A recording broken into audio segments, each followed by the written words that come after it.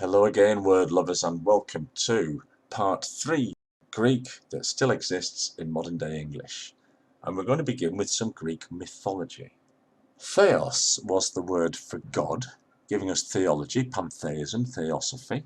But this became Zeus in Latin and Dios in Spanish and Dieu in French. But we still retain the theo in word formation. We have names of gods, such as Kronos, the god of time who gives us chronic. We have chronic disease, chronic pain. Anachronism, something that's out of its time, a wristwatch or a Roman gladiator.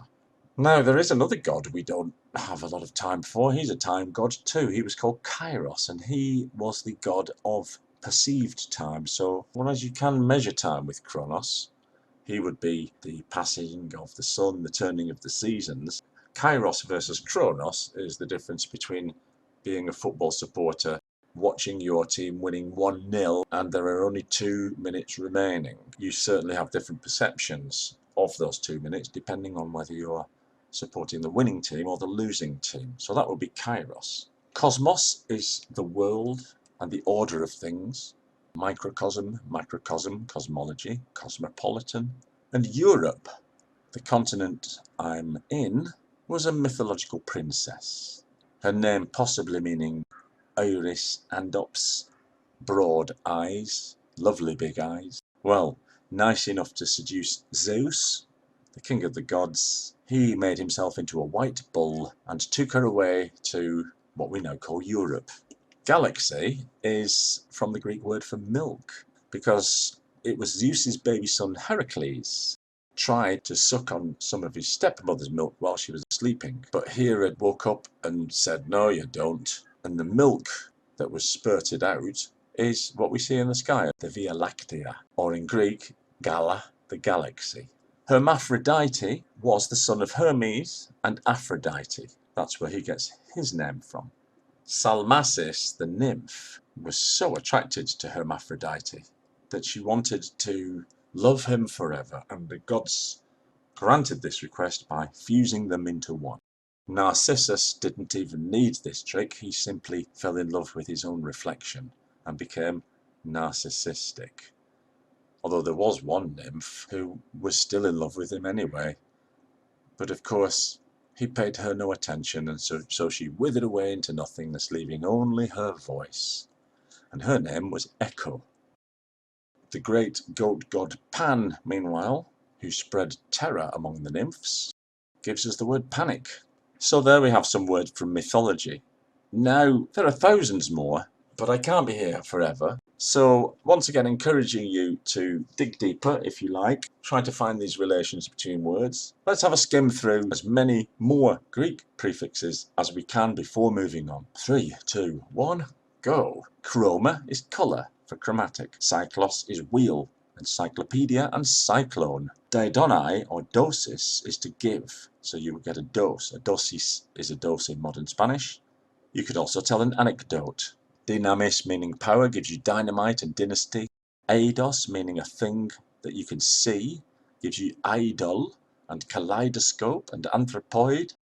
Eu means well, as in euphemism, eulogy and euphonium. Metron is measure, as in barometer, diameter, thermometer. Pyre is fire, as in pyrography, pyrotechnics, pyromania. Scopos is watcher, as in scope, microscope, telescope. Temno or tomos means that which is cut off, giving us anatomy, tome, and epitome. Baris, heavy, baritone. Biblos, book, especially the book, the Bible. Acrobat, possibly acri for edge, and aino, vino, with a VB mutation into Latin and thence English. Edge walker, possibly, acrobat. Dinosaur is a terrible lizard. Schizophrenia, schizane to split, and phren giving us the mind, as in the outdated science of phrenology. Sycophant. Syco is fig, and phainein, as we've seen, is to show. So how does that work? Well, a possible etymology here is that stealing figs for exportation was quite a major crime, so people who exposed the crime were not well spoken of. They were the fig revealers, showing them where the illicit figs were, and became known as sycophants. Marmalade goes back to one of our favourite roots, meli, honey, giving us mellifluous, and mellotron for fans of prog rock, and milo, apple. Cemetery is a Greek word. Koiman, to sleep, is the root of that.